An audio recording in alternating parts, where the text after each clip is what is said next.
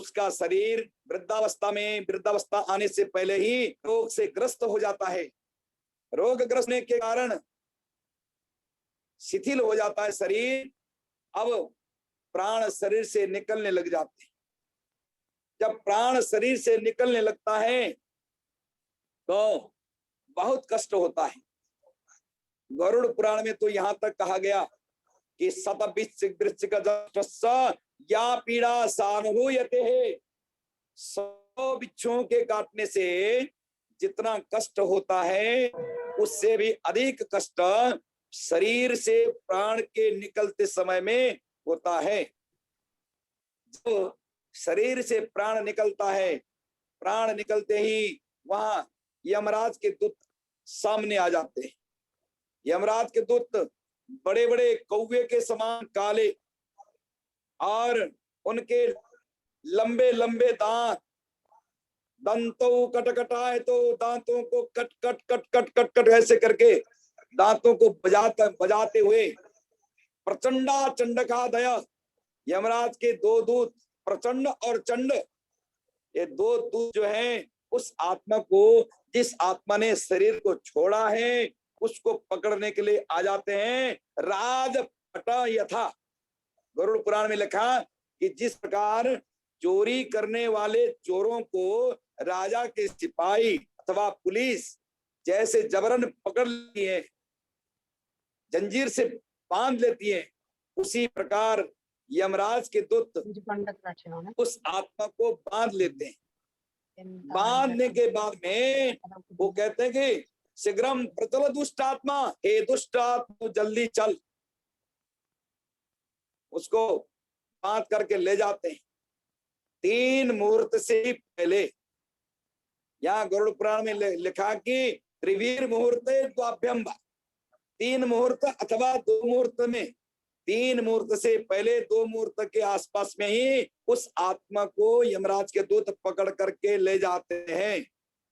काक कृष्ण उपक्रतुंड नखायुधौ, बड़े बड़े नाखूनों वाले यमराज के दूत उस आत्मा को पकड़ लेते हैं। और आत्मा कितना बड़ा है, अंगुष्ठ मात्र शरीरम हाहाकुर्यान कलेबरम, केवल 1 अंगुष्ठ मात्र का शरीर है।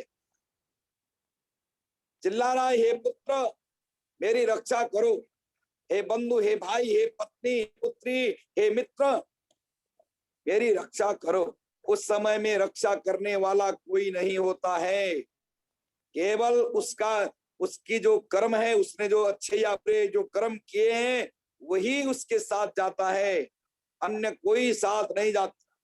क्यों?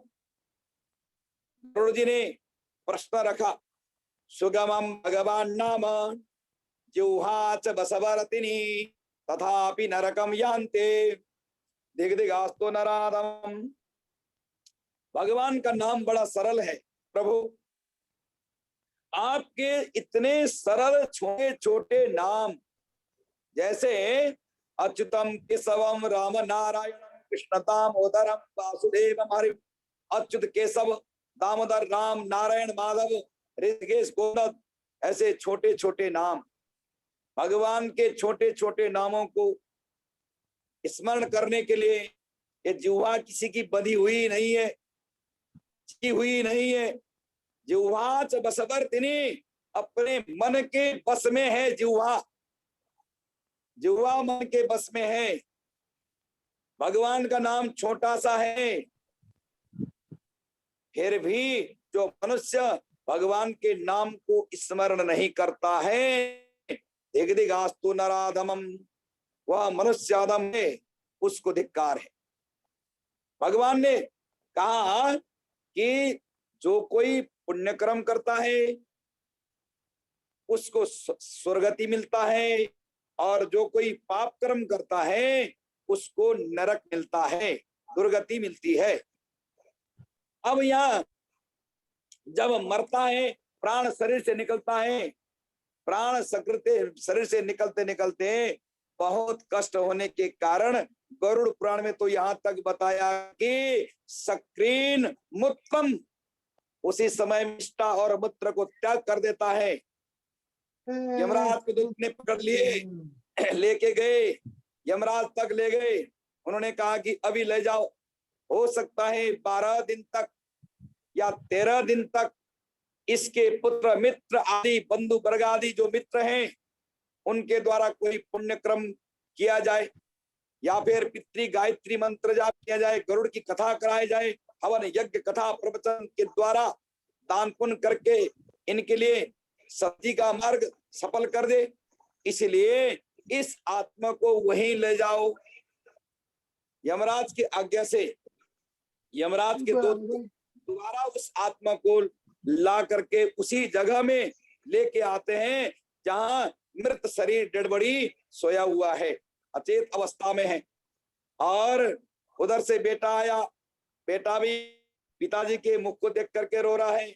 उधर से पत्नी आई, और पत्नी भी उसके उनके शरीर को देख करके रो रही है। उधर से भाई मित्र बंधु वर्ग आदि रिश्तेदार आदि आ गए, उनके अच्छे कर्म को याद करते करते रोने लगे। परंतु लाखों लोगों के रोने के बाद भी वह आत्मा उस शरीर में प्रवेश नहीं कर पाता। क्यों? कि यमराज के दूतों ने ऐसे बांध रखा है जंजीर से कि प्रवेश करने का प्रयास करने के बाद में भी उस शरीर में प्रवेश नहीं कर सकता। अब दुखी रहता है, परंतु 12 दिन 13 दिन तक वह आत्मा उसी घर में हवा के रूप में बैठता है, हवा के रूप में उसी जगह में उसी घर में बैठता है जिस घर में ये मरने से पहले रहते थे। और यमराज के दूत ऐसा व्यवस्था करके वहां छोड़ते हैं कि उस घर से भाग न पाए, दौड़ न पाए, ऐसा व्यवस्था करके यमराज के दूत वहां उनको बांध करके रखते हैं। अब घर में जो रिश्तेदार सब एकत्र हो गए, उन्होंने उस शरीर को उठा करके नयंती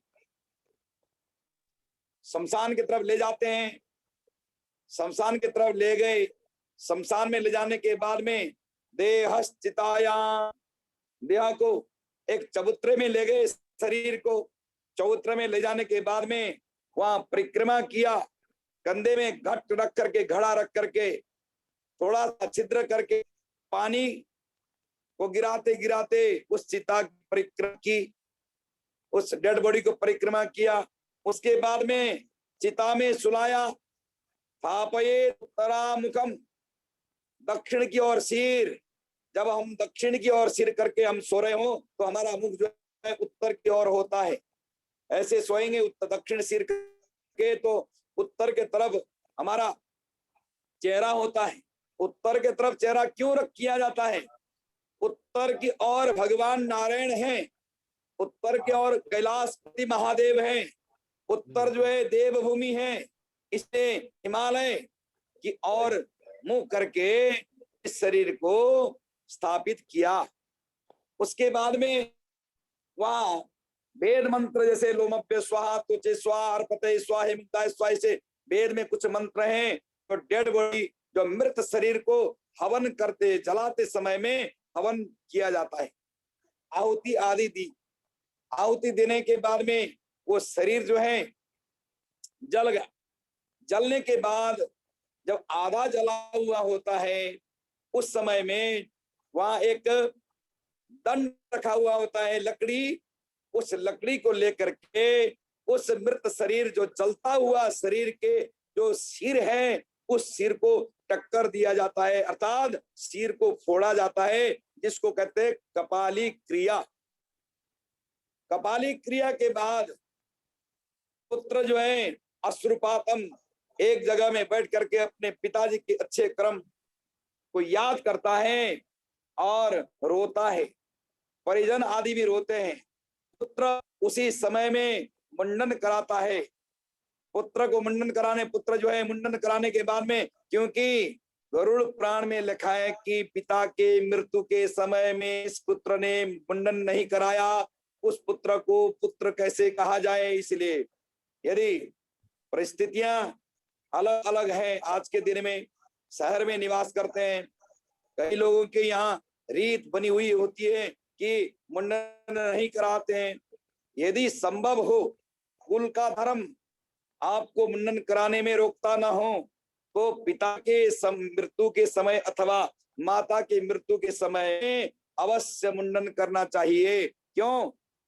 जब चिता में अपने पिता का शरीर चिता में जलता हो, जल रहा हो, उस समय में जो धुआं के रूप में पिता के शरीर से जाने अनजाने में किए हुए कोई पाप हो, तो उस पाप का जो कण है वो सब पाप उड़ करके पितर के बाल में आकर के, रोम में आकर के बैठ जाता है। इसलिए पुत्र को उन पापों को मिटाने के लिए मुंडन कर्म करना चाहिए। अब मुंडन हो गया, मुंडन होने के बाद में घर को आए, घर में आने के बाद वो जो पहन के वस्त्र गए थे वो वस्त्र को त्याग दिया, सफेद वस्त्र या दूसरे वस्त्र को धारण किए, घर में आए। नियम तो यह है कि घर में आने के बाद में बिस्तर में, खटिया में नहीं सोना चाहिए, जमीन में सोना चाहिए। सिले हुए वस्त्र को नहीं धारण करना चाहिए, बिना सिए हुए वस्त्र को धारण करना चाहिए। बटन जिसमें है वो वस्त्र धारण नहीं कर सकते। तो इसमें गरुड़ पुराण में बहुत लंबी विधान है। और नमक 11 दिन तक नमक नहीं खानी चाहिए वहां।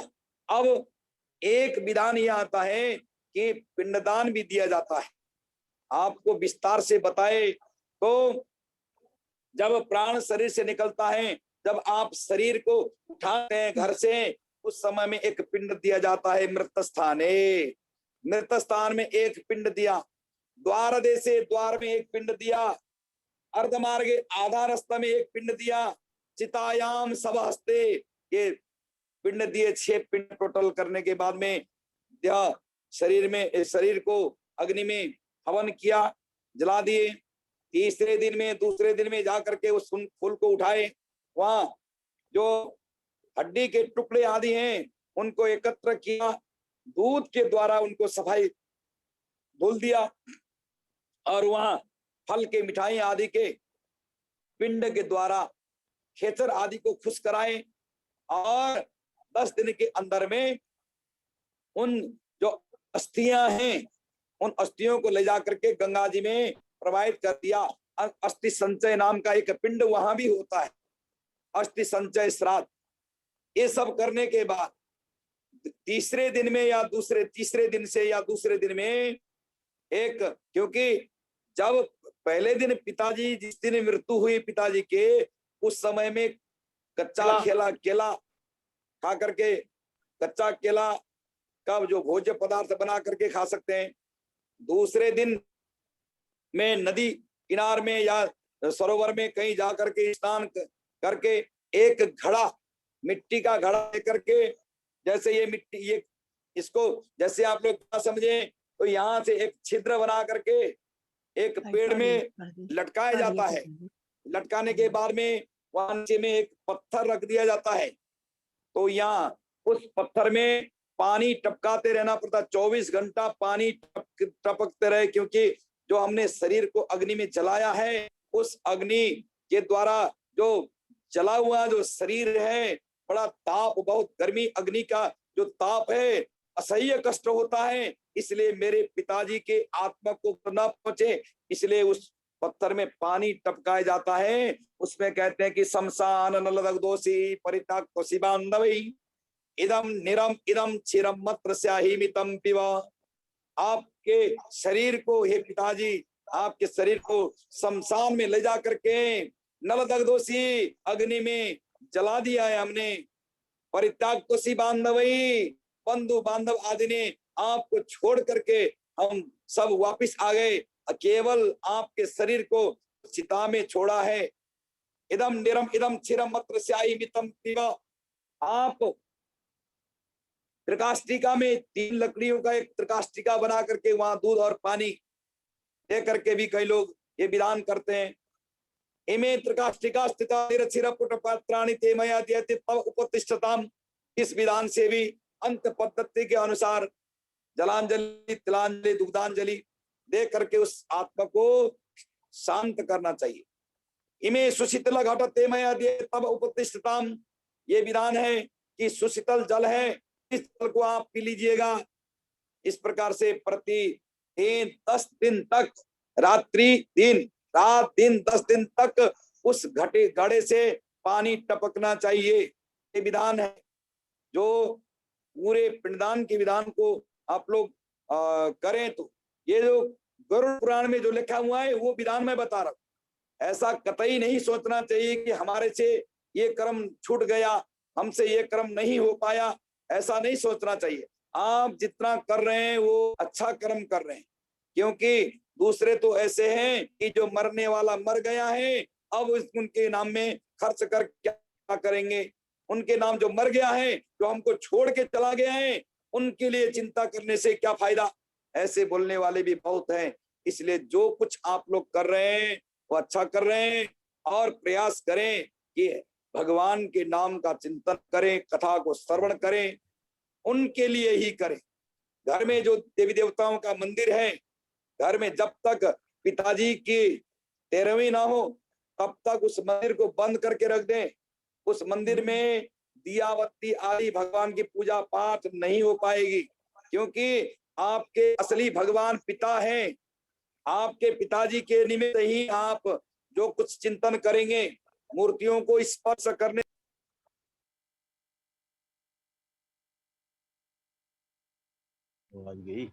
तो आपके आज से किए हुए सारे के सारे पाप भस्म हो जाते हैं, खत्म। ये पुण्य तो आपके किए हुए जितने भी पुण्य हैं वो पुण्य खत्म हो जाते हैं।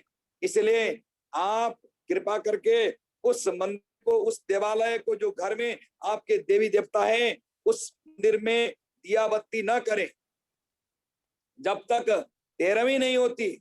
आपने केवल पितृभक्ति में लगे रहना है, केवल पिताजी के श्री चरणों को याद करना है, पिताजी के लिए जल देना है। घर में कुछ प्रसाद भोजन बनता है तो पिताजी के लिए कौओं को भोजन देना, गाय को भोजन देना, और लोटा में जल रख करके उस लोटे का जल को ले जा करके पेड़ में चढ़ा देना, ये पुत्र का क्रम है। तो अब इस प्रकार से जब आत्मा शरीर से निकलता है तो निकलने के बाद में यमराज के दूत 13 दिन तक उस घर में उसको छोड़ते हैं। जब 13वीं हो गया पिंडदान, प्रतिदिन के पिंड के द्वारा पुत्र जो है, पहले दिन के पिंड से सिर, दूसरे दिन के पिंड से छाती, तीसरे दिन के पिंड से पेट, चौथे दिन के पिंड से करके 10वें दिन तक में पूरा एक हस्तमात्र पर, एक हाथ का 1.5 फुट का शरीर निर्माण करता है पुत्र।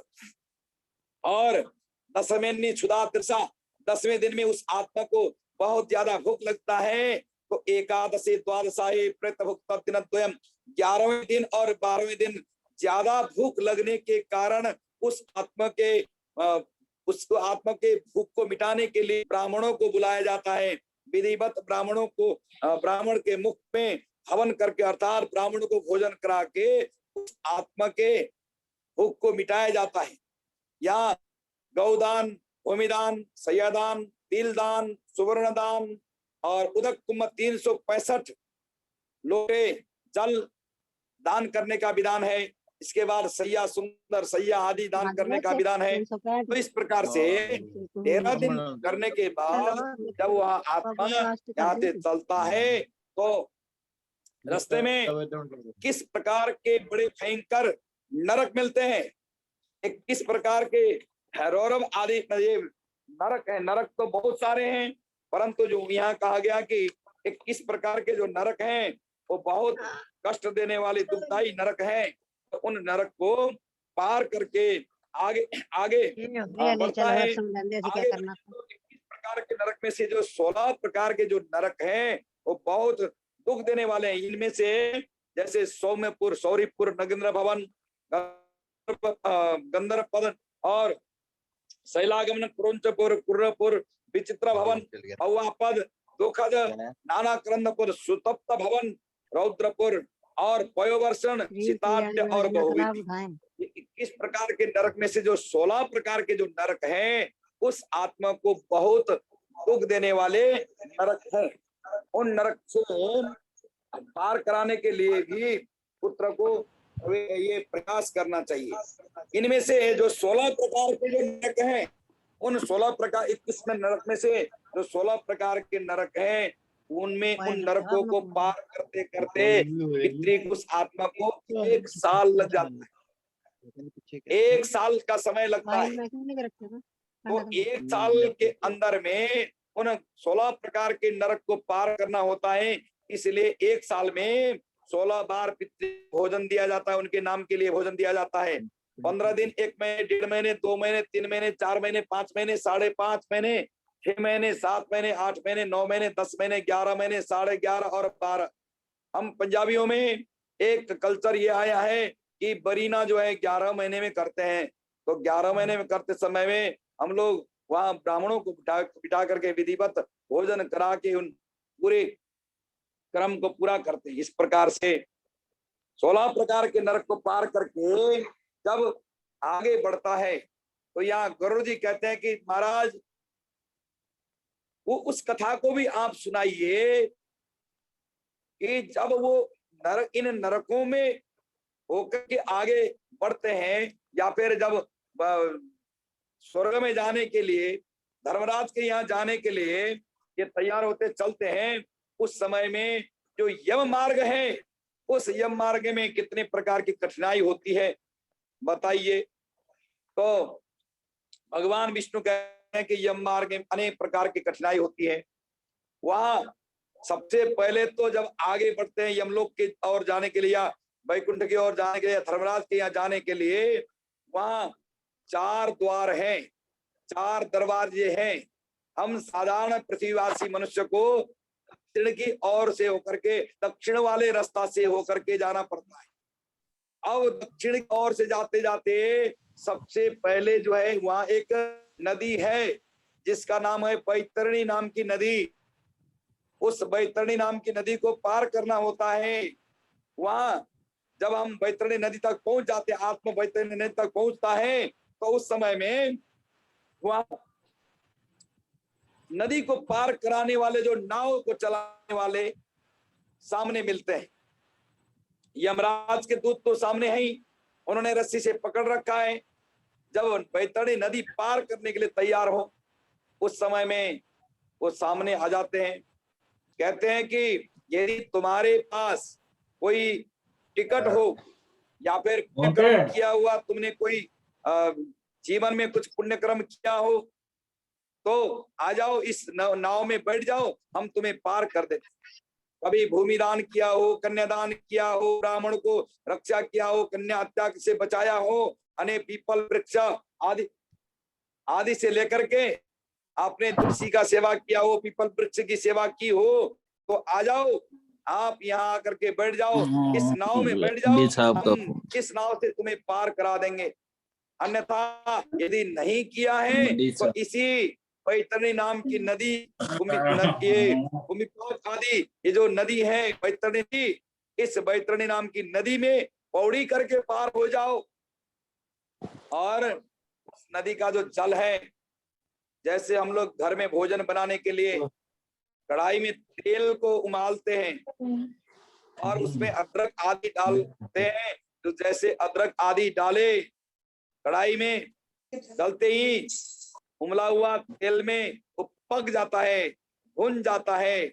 उसी प्रकार उमले हुए खौले हुए तेल के बराबर वो बैतरणी नाम की नदी है।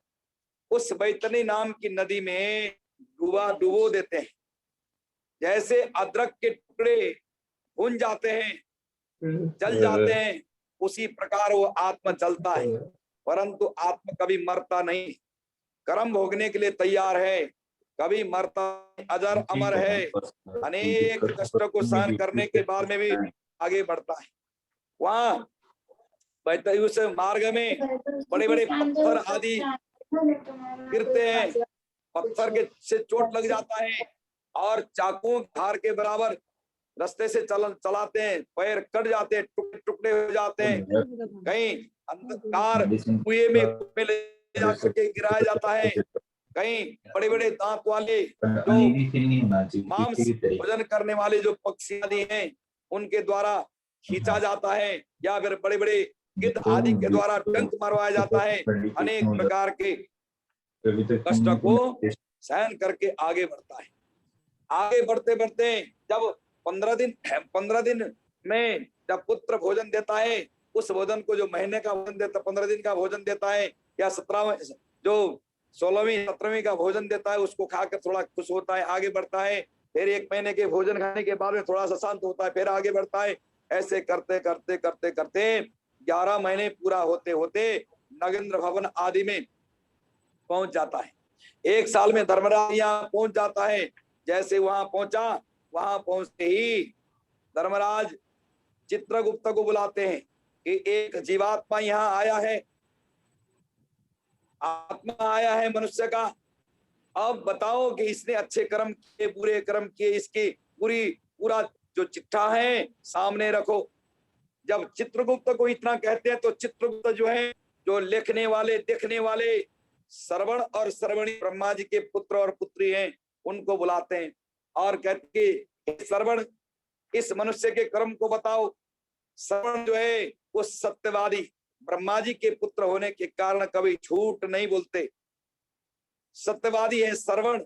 वो श्रवण बताता है कि इस आदमी ने इस दिन में इतने बजे से इतने मिनट में ऐसा कर्म किया है। सामने वीडियो सब सामने दिखाई देता है कि सबके सामने पाप कर्म किया, अकेले में छिप करके पाप कर्म किया। आत्मा कहता है कि भाई तू ये पाप कर्म कर रहा है, क्योंकि आत्मा कभी भी आपको पाप कर्म करने के लिए प्रेरित नहीं करता। आत्मा हमेशा पाप कर्म करने से रोकता है, परंतु जो मन है वो मन जो है आपको पाप कर्म की ओर प्रेरित कर देता है।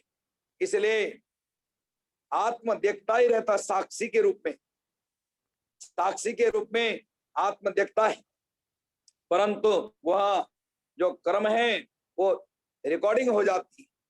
चित्रगुप्त जो है सामने धर्मराज को बता देते हैं कि देखिए महाराज, इस समय में इसने गाय को लात मारा, इस समय इसने गाय का दान किया। यदि पाप कर्म किया तो सामने, पुण्य कर्म किया तो सामने, वो सब दिखाई देता है। अब तय करते हैं कि इसने कितना पाप कर्म किया है, कितना पुण्य किया है। पूछा जाता है कि तुमने जीवन में इतने पुण्य कर्म किए, इतने पाप कर्म किए, अब तुम पहले पुण्य को भोगना चाहते हो या पाप को भोगना चाहते हो, बताओ। तब वो आत्मा दुखी होकर के बोलता है, हे देही, तूने जानबूझ करके भ्रूण हत्या किया। जब गर्भ में, अपनी पत्नी के गर्भ में बालक बैठ गया, उस समय में पत्नी को डांट लगाया कि 2 बेटियां हो चुकी हैं और तीसरी बेटी भी तेरे गर्भ में है, अब जाकर के अवसान करा। यदि ऐसा नहीं तो मुझसे बुरा दूसरा नहीं होगा, ऐसे कह करके अपनी पत्नी को बाध्य कर दिया और जाकर के अवसान करा के उस कन्या का भ्रूण हत्या कर दी। ऐसे महा बड़े बड़े पाप, ऐसे ऐसे पाप क्रम जो किया वो सामने सामने दिखा दिया। तो जब कभी मां वृद्धावस्था में है, चल फिर नहीं सकती, पुत्र जो है अहंकार में आकर के बड़ा अभिशाप बन गया। मां ने बचपन में ही उसको यदि सुरक्षित नहीं किया होता, बालकपन में उस बच्चे को जहां जाता हो, चाहे अग्नि में जाए, चाहे पानी में जाए, चाहे कहीं भी जाए, चाहे सांप आकर के काटे, चाहे बड़े बड़े जो हाथी आदि बैल आदि उन्हें कुचल करके उस बच्चे को मार देते, उसको छोड़ देती, तो क्या उसका पुत्र बड़ा ऑफिसर बन सकता? क्या नेता बन सकता? क्या अहंकारी बन सकता था?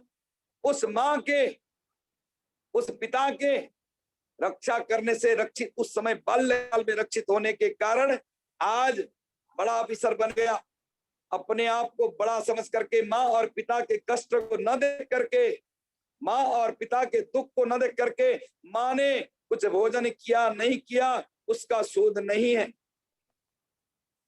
और सुबह प्रातः काल में स्नान किया, आहार निद्रा भय मैथुनम, केवल भोजन करने में समय बिता दिया, केवल माया मोह विषय आदि में लीन हो गया, केवल धन संपत्ति एकत्र करने में लगा, अपनी माँ और पिता के दुख को देखा नहीं।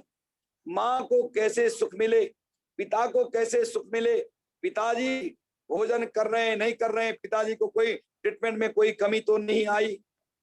जिस पुत्र ने ये नहीं सोचा, सामने आ जाता है, बेटे तूने इस दिन पिता के कष्ट के, पिता को घोर कष्ट हो रहा था, उस समय में तुमने नहीं देखा, तो अब इसका परिणाम तुझे असीपत्र नाम का जो एक पेड़ है, इस पेड़ में उल्टा मुंह करके नीचे की ओर मुंह, ऊपर की ओर पैर करके लटका दिया जाएगा और आगे से चिरा जाएगा। बेटा अब तो इस कर्म करने के लिए, भोगने के लिए तैयार हो जा। जो पहले खुश होकर के अपनी माँ को, अपने पिता को, अपनी बहन को, अपनी दादी को, अपनी बुआ को, अपने जो बड़े हैं उनको अपमान किया, अब उसके कर्म, उस कर्म को, उसका फल को भोगने के लिए तैयार हो जा। अब जो कोई स्त्रियां हैं, स्त्रियां जो है जैसे बहू हैं, अपनी सासू माँ वृद्धावस्था में है, सासू माँ चलने फिरने में समर्थ नहीं है, असमर्थ है, पानी ले लेकर के पानी पी नहीं सकती, दवाई भी अपने हाथ से उठा करके नहीं स्वीकार कर ले सकती। उस समय में बुढ़िया पीना हो तो अपने आप जा करके पी ले, दवाई खाना हो अपने अपने, जीना हो तो अपने आप दवाई खा ले, भूख लगता तो अपने आप रोटी बना के खा ले, हम नहीं करने वाले हैं। इस प्रकार जो सासू माँ को बोला हो, सासू माँ के आत्मा को रुलाया हो, उस समय में यदि स्त्री मरी हो तो वो स्त्री बोलती है कि तुमने ऐसा ऐसा कर्म किया है, तो अब तू अपने कर्म के भोगने के लिए तैयार हो जा। अब यहाँ आगे बताया कि जीवात्मा अनेक प्रकार के पाप कर्म को करता है, परंतु अवश्य भोक्तव्यम कृतम कर्म शुभम ना भुक्तम क्षयते कर्म कल्प कोटि शतैरपि। अपने किए हुए कर्म को तो अवश्य भोगना पड़ता है। ना भुक्तम क्षयते कर्म कल्प कोटि शतैरपि। गरुड़ जी महाराज को भगवान विष्णु कहते हैं कि अपने किए हुए कर्म को भोगना ही होगा। तुमने रास्ता में चलते चलते एक चींटी को मारा हो, या फिर एक चींटी के एक पैर को, जो चींटी के पैर तो छोटा सा होता है, दिखाई भी नहीं देता किसी किसी को, तो चींटी को धक्का दिया, चींटी के एक पैर को निकाल दिए, तो जीवन में एक्सीडेंट होकर के पैर टूट जाता है। उस समय में कितना कष्ट होता है, और परिणाम स्वरूप जब आपने जानबूझ करके चींटी के पैर को तोड़ दिया था, उसी का फल आज एक्सीडेंट में होकर पर आकर के पैर में चोट लग जाती है, बहुत कष्ट होता है। तो जीव मात्र जितने जीवात्मा है, चाहे चींटियां हैं, चाहे पानी के अंदर रहने वाले हैं, चाहे जमीन के अंदर रहने वाले हैं, चाहे हवा में रहने वाले हैं, जलचर थलचर नवचर, इन हर जगह में निवास करने वाले जो आत्मा है, जीवात्मा है, उन सभी के ऊपर कृपा दया होना चाहिए। यदि आप इन सबका रक्षा न कर सके तो आप केवल भगवान जी के शरण में जाकर के, भगवान के शरणागत होकर के भगवान से माफी मांग सकते। क्षमा अपराधो भगवान ईश्वर, भगवान आपके किए हुए कर्म को क्षमा कर सकते हैं, भगवान हमें क्षमा करते हैं। अब 21 प्रकार के जो नरक हैं, बड़े भयंकर नरक, उन नरक में जाने के लिए जीवात्मा तैयार होता है। क्यों? ये उसने जीवन में बुरे कर्म किए, बहुत सारे बुरे कर्म किए। बुरे कर्म करने के प्रभाव से उन 21 प्रकार के नरक में धर्मराज जो है उसको निर्णय करते हैं कि तुमने ऐसा कर्म, कभी कन्या को लात मारा तो कन्या को लात मारने का जो सजा है वो ये है, ब्राह्मण को गाली दी, ब्राह्मण के धन को हरण कर लिया, उस ब्राह्मण को गाली देना, ब्राह्मण के धन को हरण करने का, छीन लेने का जो फल है, इस नरक में जाना है। अब आपने गुरु को हुंकार किया, गुरु के वाक्य को नहीं माना, गुरुजी ने मंत्र दे दिया, और कोई शत्रु, गुरु के भी शत्रु ऐसा कोई नहीं है कि जिसका कोई शत्रु ना हो। मर्यादा पुरुषोत्तम राम जी को भी रावण जैसा शत्रु मिला था। तो हम तो साधारण मनुष्य हैं। इस मनुष्य में चाहे गुरु हैं चाहे कोई भी है, शत्रु होते हैं। शत्रु कुछ भी बोलते हैं, लांछन लगाते हैं।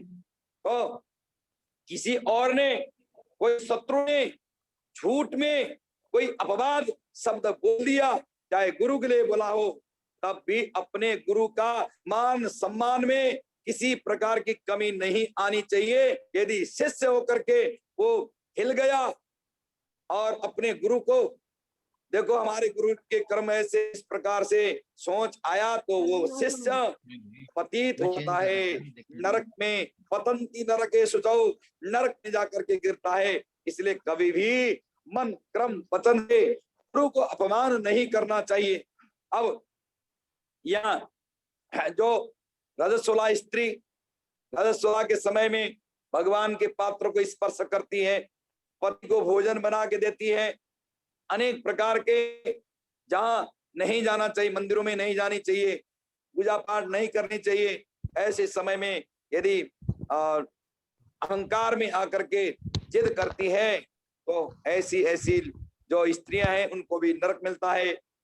पति से झगड़ा करने वाली जो स्त्री है, वो दो जीवा वाली सर्पिणी नागन बन करके पैदा होती है, ऐसे कहा गया है।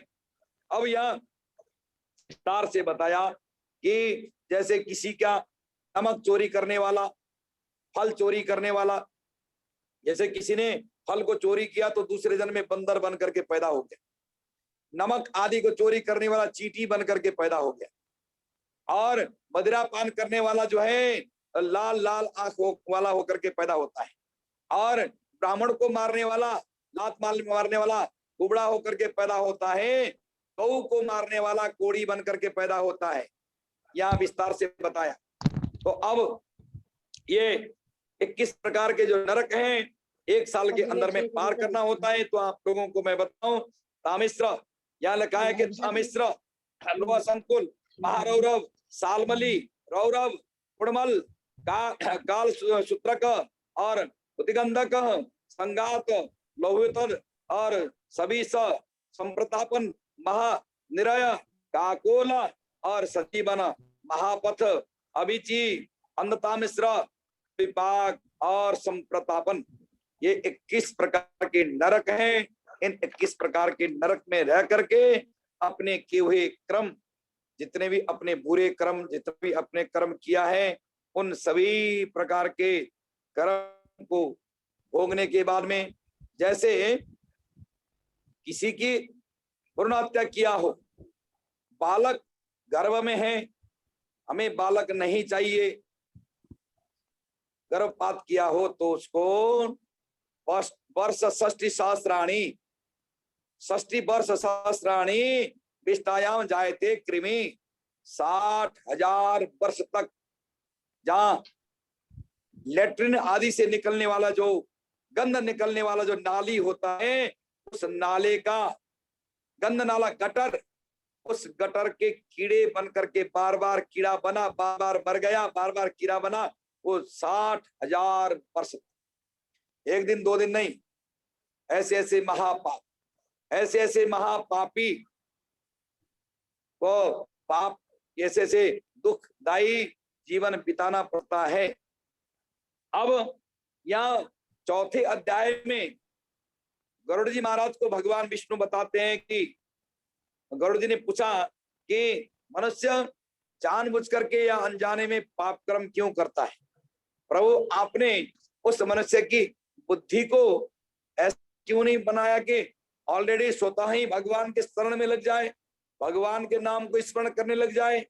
भगवान कहते हैं कि मैंने इंसान को, जीवात्मा को स्वच्छंद फ्री छोड़ा है।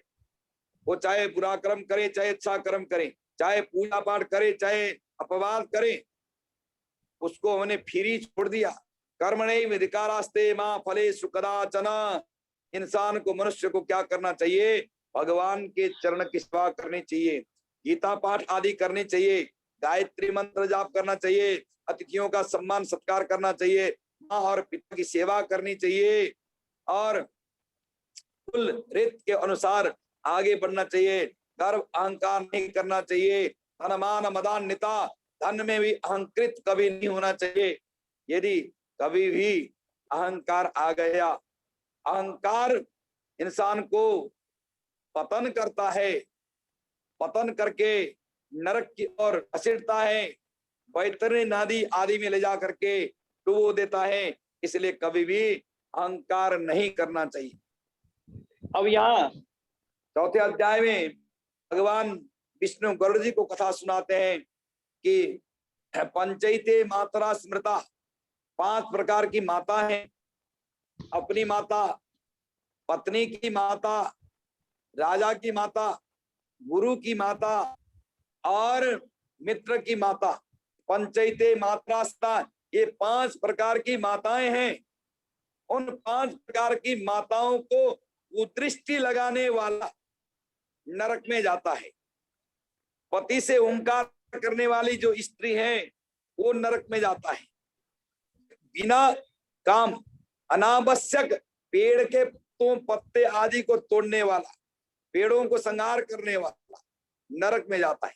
अमावस्या के रात्रि में समय में पेड़ के पत्ते को तोड़ने वाला वो भी नरक में जाता है।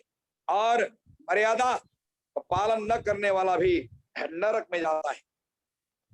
और रास्ते में चलते चलते जो राहगीरों को कष्ट देने के लिए कांच कांटे आदि को रास्ते में गिराता है, जो उसको भी नरक मिलता है। धनुष बाण आदि बेचने वाला, हथियार बेचने वाला, जहर बेचने वाला भी नरक को जाता है। और ऋतुवती स्त्रियां जो होती हैं, रजस्वला स्त्री में गमन करने वाले, ऐसे ऐसे लोग भी नरक में जाते हैं। और एक नरक से दूसरे नरक, दूसरे नरक से तीसरे नरक में प्रवेश करते रहते हैं। इस प्रकार से भगवान विष्णु ने ये 4 अध्याय में, पहले अध्याय से लेकर के दूसरे तीसरे चौथे अध्याय में गरुड़ जी के माध्यम से संसार वासियों को विस्तृत कथा सुनाई है। और आज आप लोगों ने भी मन लगा करके भगवत कथा, भगवान विष्णु के मुखारबिंद से जो कथा गरुड़ जी को सुनाया गया, सौनकादि ऋषिगणों ने जी महाराज के मुखारबिंद से जिस कथा को श्रवण किया, वही कथा आप लोगों ने श्री आसन वर्मा जी के सदगति प्राप्ति कामना करके आप लोगों ने एकाग्रता के साथ में इस कथा को श्रवण किया। जो हमने आपने जिस कथा को श्रवण किया, इस कथा का जो पुण्य है सो हमारे पिताजी अमरचंद वर्मा जी के सदगति के लिए प्राप्त हो। श्री भजन करें, श्रीमन नारायण नारायण नारायण, श्रीमन नारायण नारायण नारायण, भजमन नारायण नारायण नारायण, श्रीमन नारायण नारायण नारायण। बोले श्री गरुड़ पुराण महात्म्य की, बोले सच्चिदानंद भगवान की, बोले धर्मराज महाराज की, बोले चित्रगुप्त महाराज की जय। राधे राधे। हो गया जी। राधे राधे। आप सभी की तरफ से मैं पुष्पांजलि चढ़ा रहा हूँ। प्रतिमोत्तम पुष्पति परसुवरी अस्वाय वसत्तर वृद्धा पारश्नव। राधे राधे। राधे राधे। राधे राधे। तो भगवान हो गया कल जी। है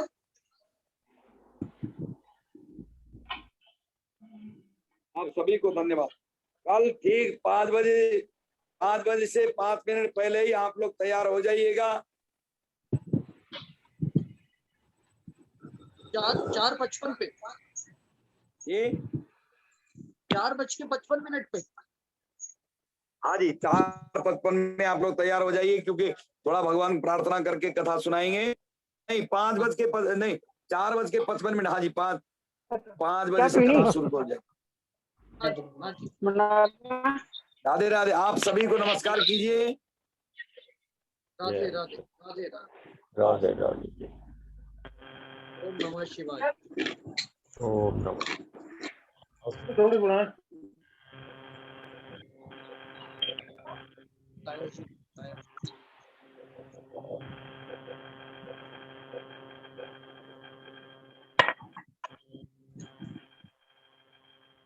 जय श्री राम दीपक जी।